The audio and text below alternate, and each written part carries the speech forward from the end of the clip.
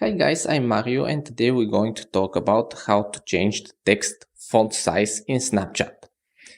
Stick to the end of this video and I'll share with you 15 useful software you don't know exist. So, to change the font size is pretty simple. Just open the Snapchat app, took a story. Now tap at the top right to add text. Choose the style, click OK. Now grab the text with 2 fingers and just pinch out to zoom it, to increase the size of the text. To make it smaller, just grab it and pin